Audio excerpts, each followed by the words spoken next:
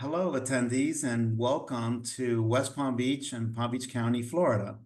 My name is Rick Gonzalez, AIA, and I am a local architect in West Palm Beach, and I'm also on the committee for the NAPC Forum that will be in my hometown this summer, July 31st through August 4th, 2024. I'm going to share with you a walking tour that's visual of our most important historic buildings in West Palm Beach. This virtual slide presentation will help you enjoy and learn a little bit about our buildings before you arrive to town. And then once you're in town, feel free to take your virtual tour into a personal walking tour of our downtown. Thank you. I am also the co-founder of REG Architects. We've been here in West Palm 35 years. I sat on the Advisory Council of Historic Preservation in Washington, D.C. for 3 years. I am currently on the Florida Historical Commission. I've been on it for 15 years, and I'm on the National Review Board, chairman of that board. And I also sit on the University of Florida School of Architecture Historic Preservation Department Board of Advisors. And last but not least, one of my favorite, the Florida Trust for Historic Preservation, where I was a board member and a president, and currently I am an emeritus member. So this is a map of our downtown core area. It's a beautiful downtown. It goes from lake to lake. On the right side, Intracoastal. On the right side, Lake Mangonia and Clearwater Lake. On the south side, identified by Okeechobee Boulevard, a large boulevard that takes you to Palm Beach. And on the north side, Banyan Boulevard. The area identified in blue is the core area of our downtown, of our historic Clematis District. And the buildings that are identified in red are the historic buildings throughout the core area and also in the rest of downtown. The yellow line, L-shaped yellow line, represents a 4-block walking tour that I do from time to time for visitors. And we will be having one of these walking tours during the NAPC conference. We have identified 31 buildings in this virtual tour. And if you find another one, please let me know so I can update my map. West Palm Beach was formed to the west of the island of Palm Beach, an island that was brought to fame in the late 1890s by Henry Flagler as he started to travel south from St. Augustine on his way through the decades down to Key Miami and Key West. Our island of Palm Beach was where large hotels were built for those that would come down via the Flagler train system. And as you can see on the upper map, the first plot of West Palm Beach in 1894. It's a beautiful grid system laid out to capture the sea breezes from the east. The blocks are usually about 600 feet east to west, 335 feet north to south with an alley, 15-foot alley in the middle. The bottom map, the 1907 map, of which I have a copy in my office, shows the immense structures that were built in Palm Beach, and it also shows the rail line and the evolving city of West Palm Beach to the west. At one point, West Palm Beach had the largest wooden structure hotels in the world on the Intracoastal Waterway, companion of the Breakers Hotel on the ocean on the right side of the map. Our timeline has evolved quite a bit. It's a very exciting time. I opened my office in 1988, and believe me when I tell you, it was a scary time in the mid-'80s in downtown West Palm Beach. Because of the people leaving the center city in the 60s, the 70s and 80s were very difficult times. But starting in the late 80s all the way through now, our city downtown has been coming back quite strongly. Typical of the 1890s, the first picture, a dirt road with very simple buildings. But the boom began almost immediately. Within 10 years, larger structures, 3, 4, and 5-story buildings. And even through the 1920s, Clematis Street was really booming. During the war period, we still had some growth, not as much, but we still had some growth in the 40s. And in the 60s was truly the last decade of growth before the slowdown. And then the last couple of pictures showing you some of the improvements to Clematis Street beginning in the early 2000s. A beautiful new complete streetscape in the 2010s. And now in the 2020s, exciting historic buildings with new large modern buildings adjacent to our historic buildings. We protect our buildings, and that's a great way of combining the best of both worlds, historic and newer buildings. We were fortunate in 1990 that we changed our form of government, and our strong mayor format brought us Nancy Graham, and she hired in 1994 the firm of Duany Platter-Zybrick, very well famous planning new urbanist firm that came into our downtown and helped lay out a vision, a dream for reinvigorating our downtown in the mid-90s. Today, the downtown is thriving. You'll see a lot of cranes everywhere. Multiple buildings are being built. What used to be 5, 10, 15 stories is now more in the 20, 25, and even 30-story in height. Still using the grid in our downtown and using multimodal methods of transportation to get us around our downtown. Here's that map again. It's showing you the pictures and the dot system, number system. You can look at number 1 and look at it on the map, and you can see a picture of the building. It's a very nice, easy way of following around our downtown and looking at our beautiful variety of historic structures. I'll start with site number 1. Echo, the commercial building located on Narcissus and Datura. That's about a block south of the Clematis Fountain. Beautiful 4-story vernacular structure built in the 30s, renovated in the 1990s, and also one more time again in the 2020s. And it's today used as a retail with office facilities above, with beautiful views of the Intracoastal and a beautiful courtyard space that you can see when you're walking on Narcissus. The second site is the Citizens Building. It's located at the southwest corner of Narcissus and Clematis Street, our main street. The facades were also modernized in 2012. It was one of our spectacular early 1920s building when we had our first boom. Our second boom is going on now in the 2020s, 100 years later. In the 1980s, it was used as an office building, and then it was purchased recently, about 10 years ago, and a facade restoration was given to the building. Like many buildings in our downtown, it has a complete functional basement on the lower level of the structure, and it has retail and restaurant space on the lower level, with offices that have spectacular views of the Intracoastal and the park along Flagler Drive on the upper floors. I mentioned to you Nancy Graham, our mayor from the 1990s, who really helped change our city and set the tone 30 years later. The fountain at the foot of Clematis Street and Narcissus is named after her in her honor, and the 100th anniversary of the city. We were part of the team in 1994 that brought that facility. And like all good things, it was renovated and invigorated, and the Fountain 2.0 was opened up early 2020 for the enjoyment of families and friends as you come to downtown and Clematis Street. Put on your bathing suit and come and enjoy it. It's a wonderful interactive water feature.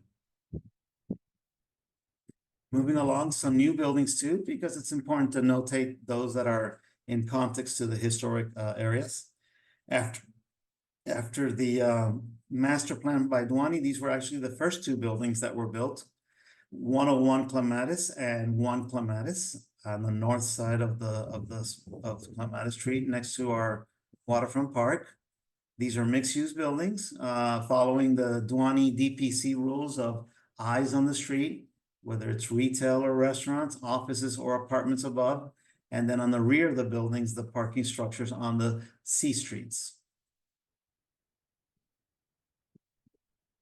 Moving up the street on Clematis Street, a couple of mid-century modern structures that were built and have been used in many different alternatives over the years, but they started their life as the Three Sisters and Walgreens department stores. We all have Walgreens all over the country. We had one on the corner. We also had a Bernines nearby. And these structures today house Duffy's restaurant, a yoga club on the upper floors, and additional offices and restaurant spaces on the lower floors.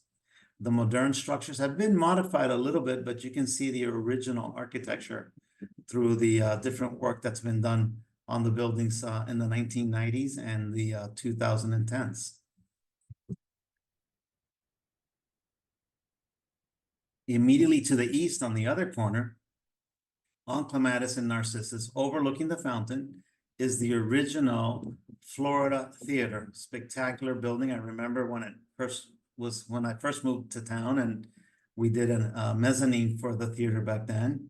It ended up closing for a while, but then it was purchased by Palm Beach Drama Works, a wonderful drama company here in town. And if you have free time while you're at the conference, please go catch a show. They are fantastic. And the structure, also an Art Moderne structure, has kept its marquee, modified and modernized, but it's still there. And you can see some of the interesting mid-century work as you walk by the streetscape here on Clematis Street. Across the street, adjacent to the Citizen Building, is the Harris Music Loft, a building that we restored in 1994. And it's recently, just very, very recently, has been purchased and been upgraded again after 30 years, serving as a rent-controlled affordable housing with a bookstore on the ground floor. The bookstore is no longer there, but there is a retail use on the ground floor of this masonry vernacular 6-story structure. Next to that structure is a famous Pioneer Linens, 210 Clematis Street. It's a building that has served as a retail shop for many decades through 4 generations of the Greenberg family. George Greenberg was a wonderful institution here on Clematis Street. And in 1995, they named him the mayor of Clematis Street. Walk up to the building and you'll see the bronze plaque that describes the efforts of Mr. Greenberg here in downtown West Palm Beach. Adjacent to that further west is what we call 222 Clematis Street. These are quite old buildings from the 1890s by Joe Jurgensen, who was one of the original developers in town. He was actually a movie star of silent films, and he brought electricity and he brought a hotel to this corner. In the 1990s, we converted it for the Frisbee Group into live-work lofts on the upper floor and cafe space on the ground floor, including Starbucks. And today it continues with those uses. It has also been recently purchased and remodeled in this renaissance. West Palm Beach, since COVID started, has received quite a renaissance of new private investors buying our historic crown, jewels and taking them to a higher level. So it's there, and it's a beautiful example. The windows on the upper floor, by the way, are original windows over 100 years old, and you can see the float glass and inside of it. Also, the brick was carefully restored, avoiding sandblasting, pressure wash, so you'll see some of the patina and paint pigment in the brick on the upper floor. Very highly interesting facade. Another important landmark in our downtown on the National Landmark is a beautiful structure by an architect, John Volk, who was one of our most prolific architects in Palm Beach and worked for over 60 years. This started out as a Burdines store. Burdines was the Macy's of Florida, and then over the years it changed. 1950s, when it was at its heyday of shopping, originally Art Moderne structure, and it's now been converted twice. In the 1990s, we did a renovation, and just very recently it got another renovation with a substantial large office building added on the north side of the alley adjacent to the building.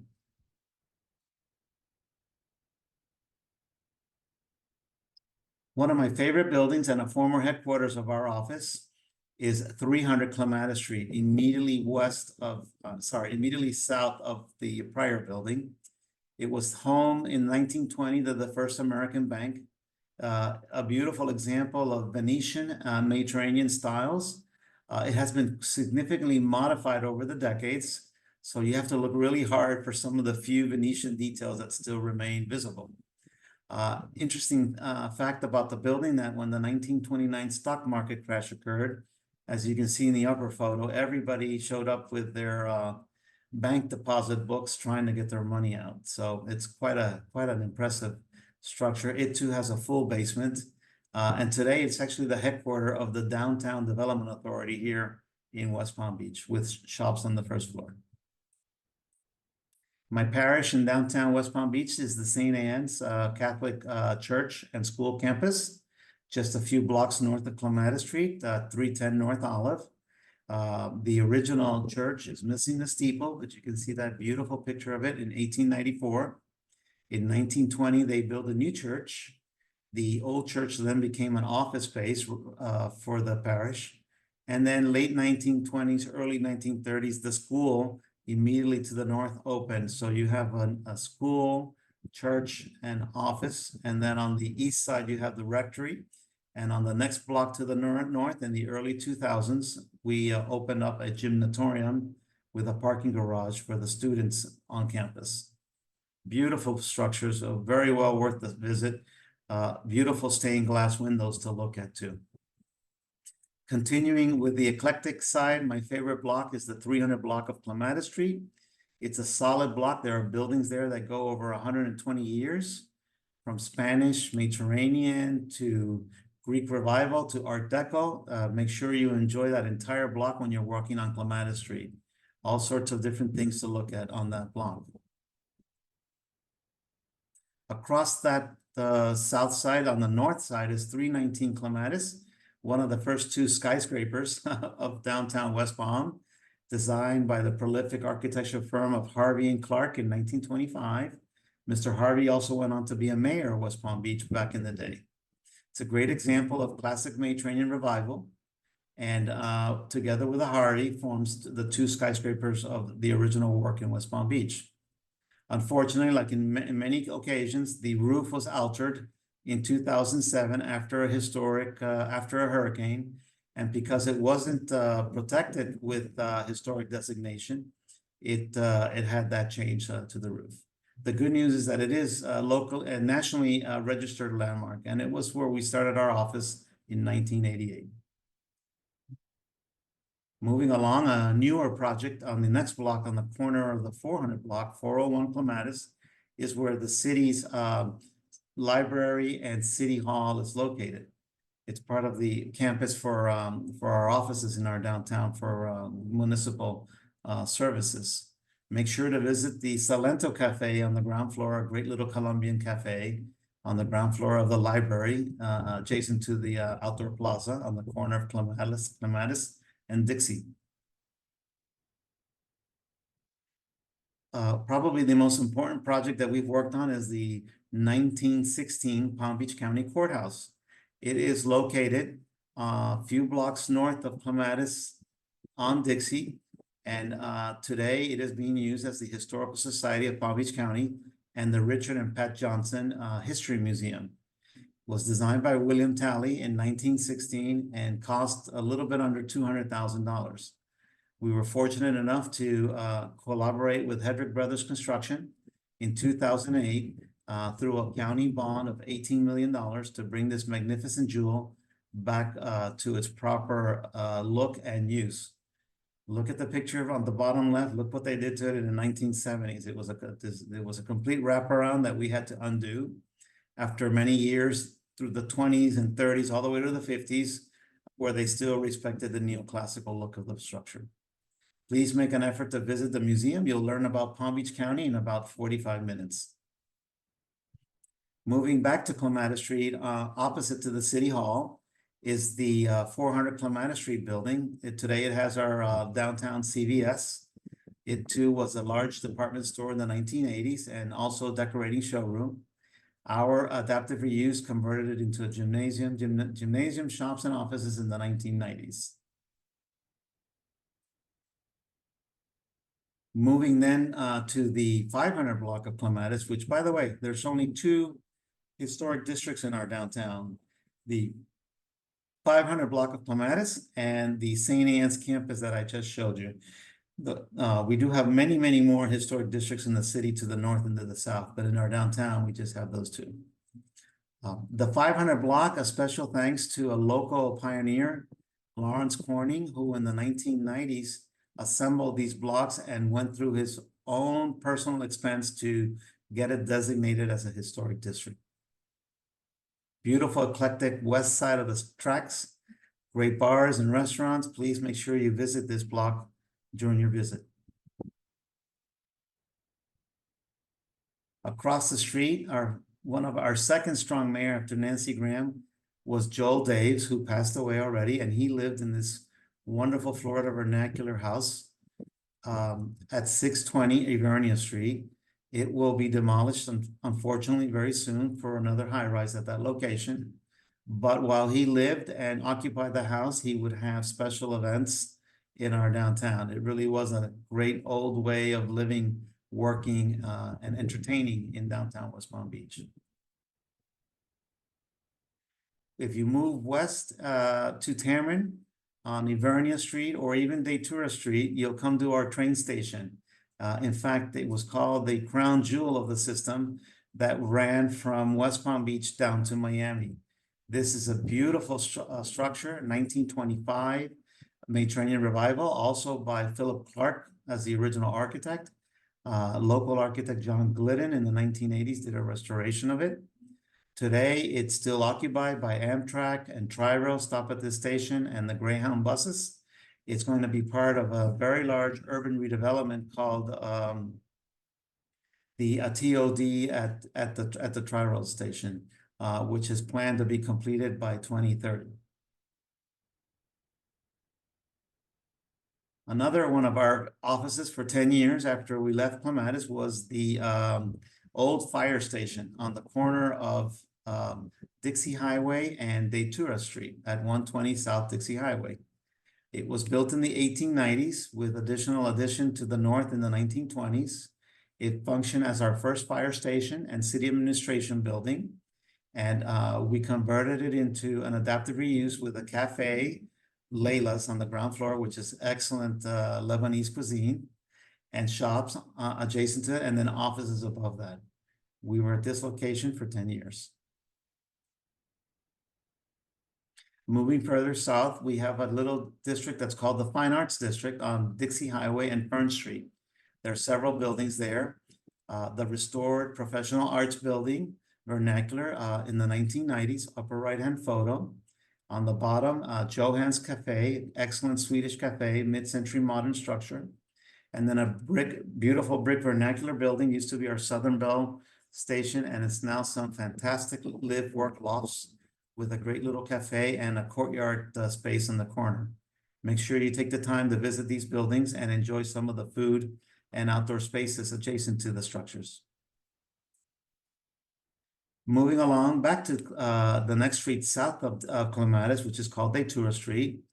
We had a wonderful client, David Felkin, who purchased this structure. As you can see, it was historic in the 1920s, all the way, in the 1920s, all the way through the 1950s. And look what they did to it in the 1960s. Very similar to the courthouse.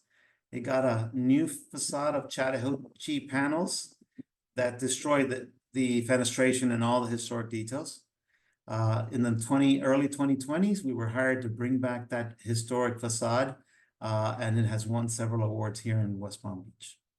Today, it has shops on the ground floor and offices on the upper two floors.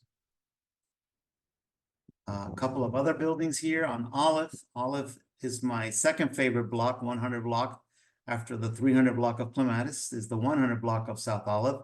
You have some spectacular historic structures on that block.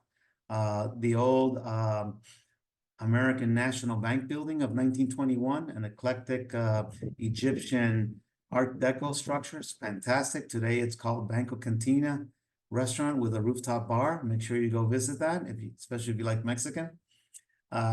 The example of the composition of the Beaux-Arts and the Egyptian is quite outstanding. And the details, the terracotta details have been preserved and are there to be looked at. It's also been on our register since 1997, and it has a local designation, which is protected. Adjacent to that is our headquarters in the Guarantee Building, built in 1922. We just celebrated 100 years. This building also has retail uses on the ground floor and 7 floors of offices above that. It's the only historic office condo that I'm aware of in our downtown location. Across from the Guarantee Building on the southeast corner of Olive and Datura is the other skyscraper of our downtown, together with the Como Building. This one is called the Harvey Building at 224 Datura Street. It is all limestone facade, neoclassical structure, like you'd see in Philadelphia, New York, and many other cities of the North in the United States. It's a wonderful office building. It has been restored. There are some great little bars and restaurants and shops in the first floor, and the rest is above. It's not protected, so they changed the windows, but at least the structure and the limestone remains intact and restored. Just to the south of the Harvey Building, if you walk along Olive Avenue, you'll see several beautiful historic structures. And talk about adaptive reuse. The top photos shows you Presbyterian Church at 215 Olive Avenue.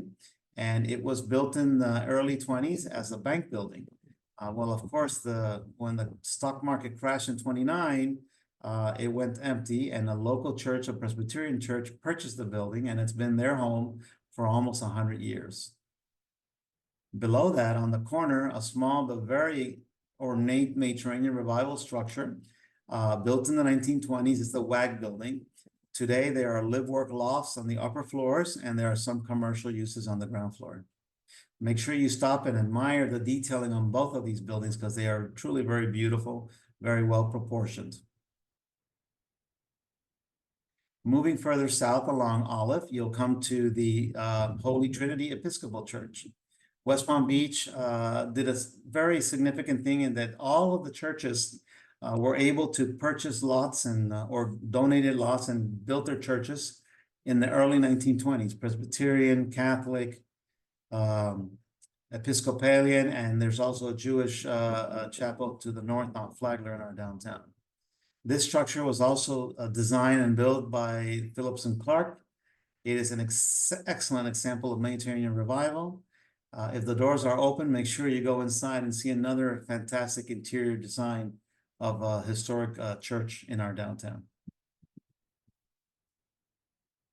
Another feature that's brought a lot of fame and a lot of use to the downtown workers and residents is a linear park that was built under Mayor Lois Frankel in 2009.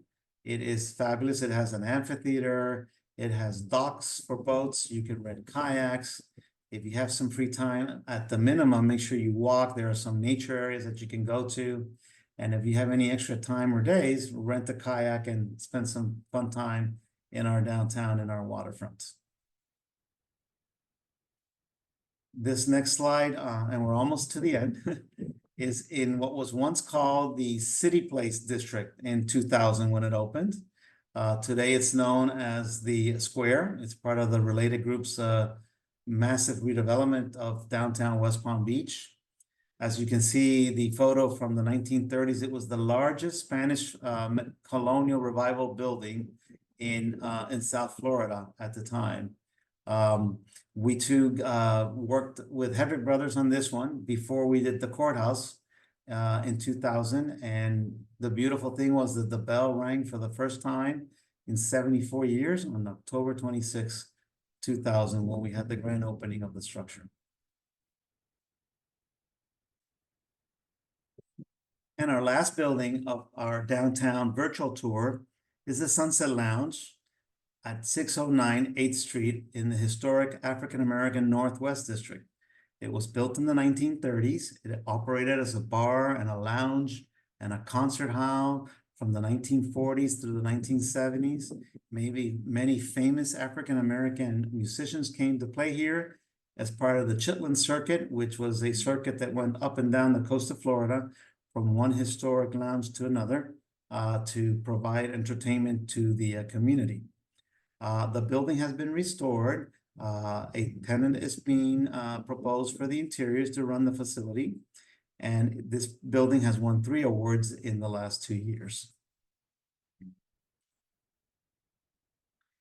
And with that, I want to thank you and wish you lots of fun in our downtown. Come play, come work, come live and learn in our downtown West Palm Beach. You can find us on Instagram, on LinkedIn, and on Facebook. Or you can just stop by our office anytime. We're open on the second floor of the Guarantee Building on the corner of the Datura and Olive. Thank you very much for joining me on this virtual tour of our beautiful historic downtown.